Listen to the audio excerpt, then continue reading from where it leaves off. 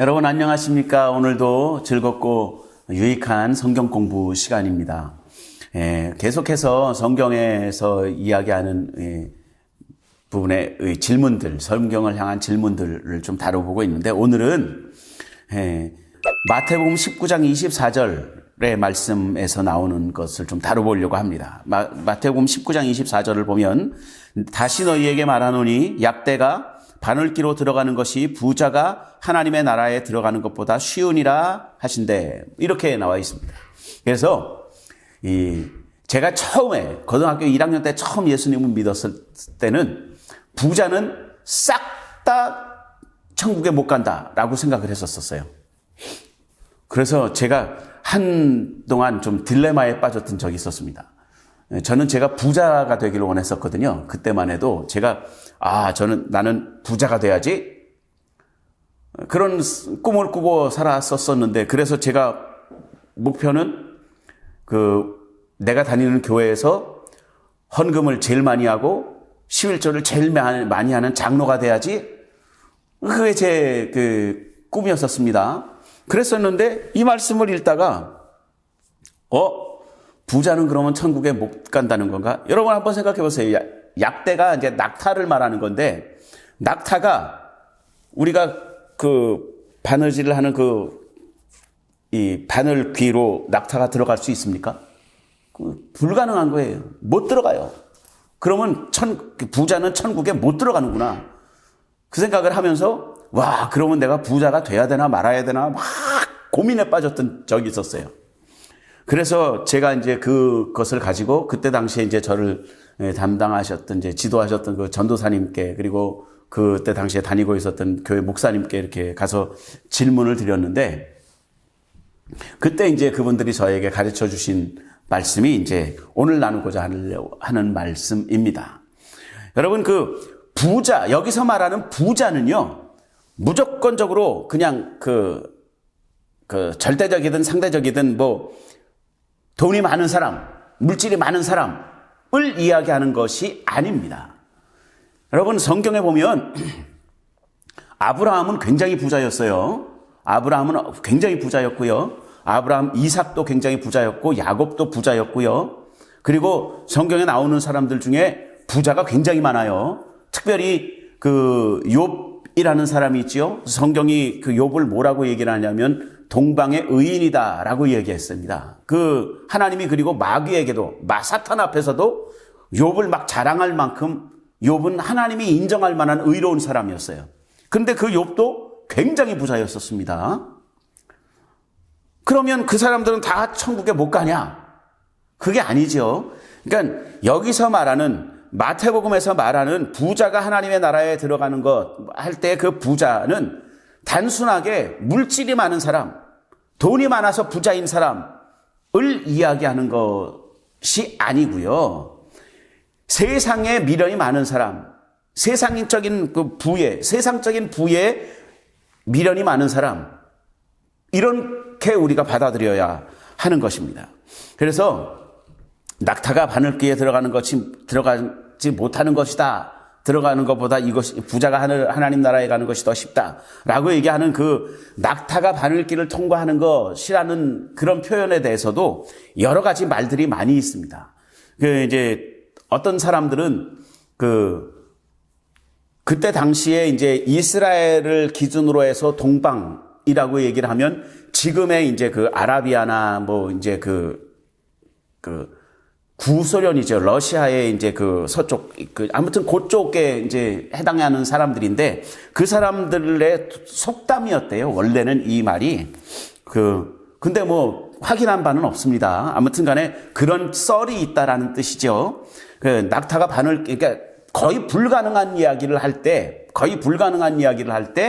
이제 그 사람들이 사용하는 속담이 낙타가 바늘귀로 들어가는 것, 이런 얘기를 하는 것. 그런 이제 속담을 인용을 해서, 인용을 해서 거의 불가능한 일을 하는 것이다 라고 이야기하는 분들도 있었고요.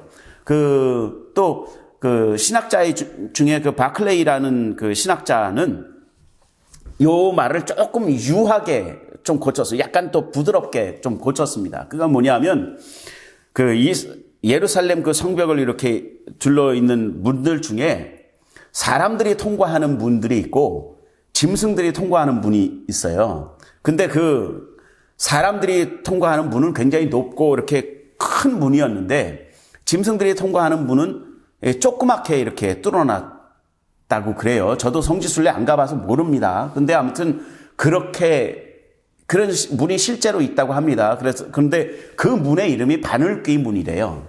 그래서 거기를 다른 뭐 양이나 뭐 이런 짐승들은 이렇게 그냥 수월하게 통과가 되는데 이 낙타는 롱다리잖아요. 다리가 길잖아요. 얘네들은 거기다 또 이렇게 등도 이렇게 뿔룩 나와 있고. 그러니까 키가 큰 동물들, 그 낙타 같은 그 큰 키가 큰 동물들은 그 바늘귀 문을 들어가려면 이렇게 한껏 구부려서 간신히 통과가 된다라는 거죠. 그래서 그 낙타가 바늘길을 통과하는 것을 이야기를 할 때는 이만큼 부자들은 겸손히 낮추지 않으면 안 된다라는 이야기로 바클레이라는 신학자는 그렇게 그 예루살렘 성벽에 있는 그 바늘귀 문을 비유해서 말씀하신 것이다라고 이야기한 것이 있고요. 또 칼빈이라는 분은 그 약대를 약대라고 하게 할 때 그 사용됐던 그 단어가 카밀론이라는 단어를 썼는데 그 카밀론이라는 단어는 약대를 뜻하는 것보다는 어떤 때는 밧줄이라는 얘기를 할 때가 더 많다라는 거예요. 그래서 바늘귀에다가 밧줄을 그 배를 정박시킬 때 쓰는 그 밧줄 있잖아요. 이만한 동화줄. 그런 줄을 바늘귀에다가 끼울 수가 있냐. 그러니까 불가능하다라고 이야기하는 그렇게 표현한 분들도 있고요. 근데 랑게라는 또 신학자가 있는데 그 신학자는 이 문자 그대로, 이 글자 그대로로 그냥 해석하는 것이 맞다라고 이야기하는 것이.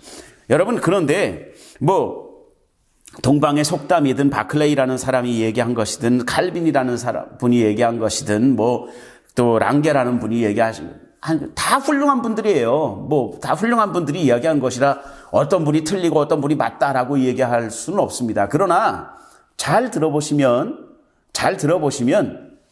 그 모든 그 동방 속담이나 뭐 바클레이 이야기나 칼빈의 이야기나 랑게의 이야기나 다 뭐냐면 거의 불가능에 가깝다라는 거예요. 그러니까 마음이 세상에 가 있는 사람들, 마음이 세상의 부에 빼앗겨 있는 사람들은 하나님 나라를 보기가 힘들다라는 것이죠. 여러분, 마찬가지입니다. 모든 사람들에게 마찬가지예요. 세상의 마음이 뺏기면 하나님의 나라는 보기가 힘듭니다. 하나님의 나라에 마음을 두어야 하나님의 나라의 문이 보이는 거예요. 그것을 이야기하는 것이지 뭐 그러니까 제가 여러분 요즘에도 제게 계속 이런 분들이 구원받았으면 좋겠습니다. 이런 분들을 이제 제가 우리 성도들을 위해서 기도하고 그 짜투리로 남는 시간에 항상 기도하는 분들이 있는데 하나님 이런 사람들도 구원받게 해 주십시오. 제가 구원받게 해달라고 이야기하는 분 중에는 북한의 그 김정은, 지금은 이제 그 명칭이 바뀌었습니다. 얼마 전까지만 해도 김정은 위원장이었는데, 국무위원장이었는데, 지금은 김정은 총비서가 이제 그분의 그 직함이에요. 근데 그분도 구원받게 해달라고 제가 시간이 날 때마다 기도합니다. 아무튼 간에 그런 분들을 위해서, 또 어떤 분들을 위해서 TV에 나와서 막 이렇게 죄지어와가지고 이렇게 막 끌려가는 분들을 보면 불쌍히 여기는 마음이 들어서 하나님 저분도 구원받게 해주십시오. 항상 그렇게 기도하다 보니까 그 부자들을 위해서 기도를 많이 하게 됐어요. 근데 아무튼 간에 부자들이 단순히 그냥 돈이 많은 사람들은 천국에 가기 힘들다라고 그렇게 단순하게 이야기하는 것이 아니라 여기서 말하는 것은 세상에 대해서 마음이 부여한 사람, 그러니까 세상에 마음이 많이 빼앗긴 사람, 뭐 이런 뜻으로 우리는 받아들이는 것이 좋습니다. 그래서 세상에 마음이 뺏기면 하나님 나라를 가는 것이 힘들다라는 것이죠. 그래서 천국은 자기를 의지하는 그 아주 중요한 그 가르침이 있습니다. 그것이 뭐냐면 천국은 자기를 의지하는, 세상을 의지하는 교만한 사람에게는 열리지 않습니다. 그러나 하나님의 은혜를 구하는 겸손한 사람들에게는 천국은 활짝 열린다는 것이죠. 여러분 부유하게 되시기를 바랍니다. 그러나 마음은 하나님 앞에 하나님의 은혜로 말미암아서 부유해야지 우리가 물질을 따라가는 그런 삶을 살아서는 안 되는 거죠. 하나님의 은혜를 따라가고 물질이 나를 따르도록 만들어야지 내가 물질을 따라가면서 하나님의 은혜를 저버리면 정말 어리석은 삶이 되는 것이죠. 여러분 오늘 이 말씀 꼭 기억하시고 여러분들의 삶에 하나님의 축복이 있게 되시기를 다시 한번 예수님의 이름으로 축복합니다. 오늘 여기까지 하겠습니다.